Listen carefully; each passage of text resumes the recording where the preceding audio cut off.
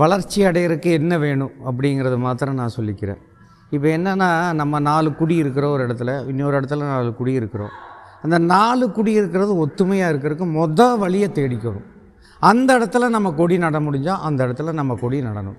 Badge பாக்கெட்டில் நிறுவன தலைவர் ஆறுமுகம் ஐயா அவரோட பேட்ஜுகளை அவங்கவுங்க இந்த கட்சியோட நான் இந்த கட்சிக்காரன் அப்படிங்கிற பேட்ஜை பாக்கெட்டில் வச்சுக்கலாம். ஒன்று, அது அறிமுகமாகும், விளம்பரமாகும்.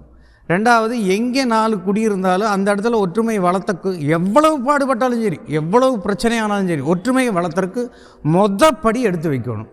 அந்த இடத்துல நீ நான் அப்படி இப்படின்னு இருக்காதீங்க. தயவு செஞ்சு கட்சிக்குள்ளே இருக்கணும்னா ஒத்துமை வளர்த்துக்கோங்க.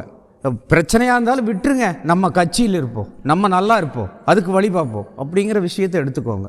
அங்கே 4 பேர் இருந்தாலும் அந்த 10 குடி இருந்தாங்கன்னா அந்த இடத்துல வாரத்துக்கு ஒரு நாளோ 15 நாளோ ஒரு இடத்துல கூடி நம்ம கட்சியை பற்றி பேசுவோம். அந்த இடத்துல இருக்கிற மக்களை ஒன்று திரட்டுவோம், ஒற்றுமையை வளர்த்துக்குவோம். அப்படியே வளர்ந்துடும், ஆட்டோமேட்டிக்காக வளர்ந்துடும். அது வளர்ந்து நம்ம பெரிய ஒரு இதுக்குள்ளே போயிடுவோம், நம்ம நல்லா இருப்போம். கண்டிப்பாக நமக்குள்ள அரசியல் கிடைக்கும். நம்ம இந்த இனம் நல்லா, சமூகம் நல்லா இருக்கிறதுக்கு இது ஒரு வழி, எனக்கு தெரிஞ்ச வழி அப்படிங்கிற விஷயத்தை நான் சொல்லிக்கிறேன். நன்றி, வணக்கம்.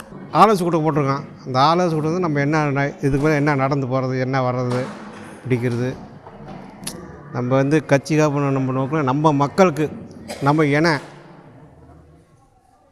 மீண்டும் நம்மளுக்கு வரணும்.